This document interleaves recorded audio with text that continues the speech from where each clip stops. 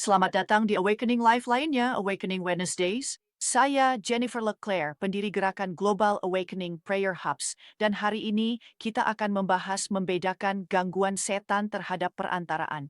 Jadi, silakan masuk.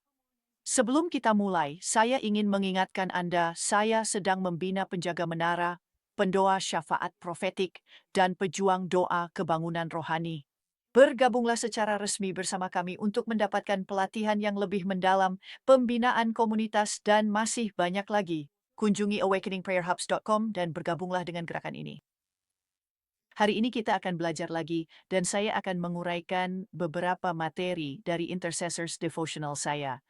Dan jika Anda belum memiliki bukunya, Anda bisa mendapatkannya di situs web saya di jenniferleclaire.org, di Amazon, atau dimanapun Anda membeli buku secara online. Saya ingin membaca sebuah ayat Alkitab dan saya ingin berdoa karena ini benar-benar akan membuka mata Anda hari ini. Saya ingin membaca Yakobus 1, tetapi hendaklah ia meminta dengan iman tanpa ragu-ragu, sebab orang yang ragu-ragu adalah seperti gelombang laut yang diombang-ambingkan angin. Jadi Bapa, dalam nama Yesus, maukah Engkau memberikan kami telinga untuk mendengar hari ini?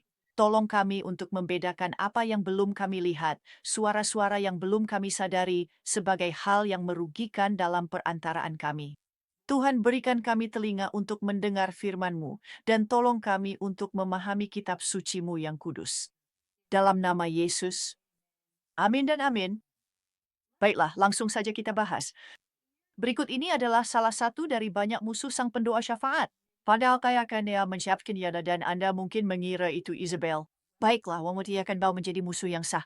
Anda mungkin berpikir itu adalah roh yang menghalangi. Baiklah, itu akan menjadi musuh yang sah. Namun yang ingin saya tunjukkan hari ini adalah keraguan. Ragu. Keraguan merupakan salah satu dari sekian banyak musuh pendoa syafaat, dan itu adalah musuh yang mematikan. Keraguan bisa begitu halus sehingga Anda tidak langsung menyadarinya. Keraguan itu mungkin terdengar seperti suara Anda sendiri. Keraguan itu mungkin terdengar seperti pertanyaan yang masuk akal yang berputar-putar di pikiran Anda. Namun jika Anda tidak dapat membedakan suara keraguan, yang bisa saja berasal dari hati Anda, tetapi juga bisa berasal dari roh jahat. Anda tahu, Derek Prince pernah mengatakan bahwa setan adalah pribadi tanpa tubuh dan setan memiliki suara. Roh keraguan memiliki suara. Dan jika Anda tidak percaya pada hal-hal seperti itu, maaf, tapi itu memang benar. Musuh itu nyata. Ia memiliki sekelompok kekuatan jahat yang melayani tujuannya, dan banyak setan melontarkan keraguan ke jiwa Anda, berusaha membuat Anda keluar dari iman. Anda tahu, bertahun-tahun lalu saya menulis buku berjudul Doubtless, Faith That Overcomes the World. Saya tampil di Sid Roth membahas buku itu, yang kemudian mereka ganti namanya menjadi Faith Magnified. Saat menulis buku itu, Roh Kudus memberi saya pewahyuan tajam. Dia berkata, keraguan adalah pintu gerbang menuju ketidakpercayaan.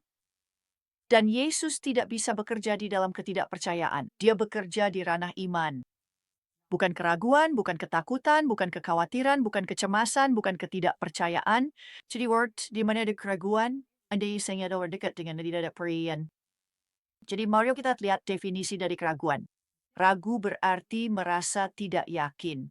Tidak yakin sepenuhnya tentang sesuatu hal, atau percaya bahwa sesuatu mungkin tidak benar atau bahkan tidak mungkin terjadi sama sekali. Kita tidak boleh meragukan firman Tuhan. Dasar dari doa kita adalah firman Tuhan. Iman dimulai ketika kehendak Tuhan diketahui. Jadi jika kita meragukan sesuatu sebagai kehendaknya, kita tidak bisa berdoa dengan iman untuk menarik janji itu menjadi kenyataan.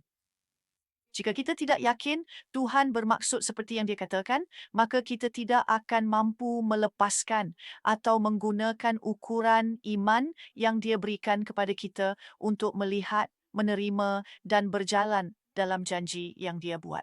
Kalau kita tidak menganggap itu benar, kita bahkan tidak akan mendoakannya. Jika kita tidak merasa itu mungkin terjadi, kita mungkin tidak akan mengulurkan iman kita. Jadi jelas, keraguan dan iman tidak bisa bercampur. Itu seperti minyak dan air. Mereka tidak bisa bercampur. Mereka tidak bisa bercampur. Jadi kita perlu belajar membedakan keraguan sebagai penyusup setan dalam kehidupan doa kita. J. Practical Faith, dia menjelaskannya seperti ini dalam Yakobus 1, dan kita akan membaca dari ayat 5-7.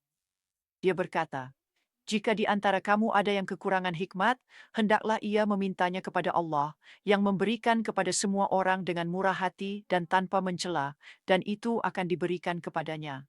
Tetapi hendaklah ia memintanya dengan iman, tanpa ragu-ragu, sebab orang yang ragu-ragu adalah seperti gelombang laut yang diombang-ambingkan angin, sebab orang itu. Dan kamu juga bisa mengatakan wanita itu, anak itu, janganlah orang itu mengira bahwa ia akan menerima. Izinkan saya mulai dari awal. Janganlah orang itu mengira bahwa ia akan menerima sesuatu pun dari Tuhan. Itu adalah kata-kata yang cukup tegas. Jadi kamu bisa mengganti kata hikmat itu, bukan? Jika ada orang yang kekurangan hikmat, hendaklah ia memintanya kepada Allah.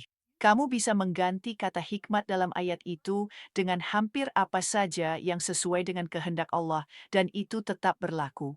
Jika ada orang yang kekurangan damai sejahtera, sukacita, kemurahan, keuangan, atau kesembuhan, hendaklah ia memintanya kepada Allah. Hendaklah ia meminta dengan iman tanpa ragu-ragu. Sekarang, begini masalahnya. Yang saya pelajari adalah kamu bisa saja memiliki iman di hatimu, tetapi kamu bisa bimbang di pikiranmu. Kamu bisa memiliki damai di hatimu, namun kekhawatiran bisa saja mencoba menyerang, memperbarui, dan menguasai pikiranmu. Jadi kamu harus sepenuhnya bersandar pada rohmu dan bukan pada pikiranmu sendiri. Tuhan pernah menyampaikannya kepadaku seperti ini. Dia berkata, keluar dari kepalamu dan masuklah ke dalam hatiku. Kita harus bersandar pada firman, iman dalam roh kita, kebenaran yang memerdekakan kita, dan menjauh dari penalaran, menjauh dari kelima panca indera, apa yang kita lihat, dengar, cicipi, sentuh, rasakan, dan cium. Kita harus menjauh dari hal-hal yang kita lihat, karena kita perlu berjalan dengan iman dan bukan dengan penglihatan. Dan jika kita terus memandang pada masalah, bukannya pada sang pemecah masalah, iman kita akan mulai goyah. Tetapi ketika kita memandang kepada Yesus, sang pemula dan penyempurna iman kita akan mengalami terobosan. Jadi keraguan membuka pintu bagi gangguan setan dalam kehidupan doa syafaatmu. Secara sederhana, kamu tidak akan menerima jawaban doa ketika hatimu penuh dengan keraguan. Sekali lagi, keraguan bisa saja datang menyerang pikiranmu, tetapi kamu tidak boleh membiarkannya masuk ke dalam hatimu. Ketika suara-suara keraguan berbicara kepadamu, kamu harus menjawabnya. Kamu harus mengucapkan firman Tuhan sebagai jawaban kepada mereka. Jika tak tahu firman Tuhan, Anda rugi. Tak tahu mana yang benar. Kamu bisa saja salah mengira suara Tuhan, atau kamu bisa saja salah mengira suara musuh sebagai suara Tuhan, dan sebaliknya. Jadi keraguan itu tipuan mematikan. Bagaimana kamu membedakannya di hatimu? Jika kamu tidak yakin Tuhan akan melakukan apa yang Dia katakan, mungkin Dia akan melakukannya untuk orang lain, tapi tidak untukmu. Itulah keraguan. Itu adalah keraguan. Tuhan takkan pernah berbohong kepadamu. Dia takkan pernah gagal. Dia tidak akan pernah menipumu. Dia tidak akan pernah membiarkanmu tersesat, menyesatkanmu. Jadi, jika kamu ragu berdoa tentang suatu hal, mungkin karena keraguan menghalangi. Jika kamu percaya pada satu saat, tapi kemudian di menit berikutnya kamu di pikiranmu memikirkannya sendiri, menyelesaikannya sendiri, itu adalah tanda jelas bahwa keraguan memengaruhimu. Jika kamu tidak merasa layak menghadapi masalah dalam doa, berarti keraguan memengaruhimu. Sekali lagi, keraguan adalah senjata mematikan musuh terhadap pendoa syafaat untuk mencuri, membunuh, dan menghancurkan buah dari pelayanan syafaat yang penting. Jadi kamu harus mencabut keraguan itu sejak tanda awal kemunculannya. Segera jawab keraguan itu, lawanlah. Lawanlah dengan suara lantang, berdoalah lebih keras dan saksikan Tuhan bekerja. Jika Anda menyingkirkan keraguan, tak ada yang dapat menghentikan Anda.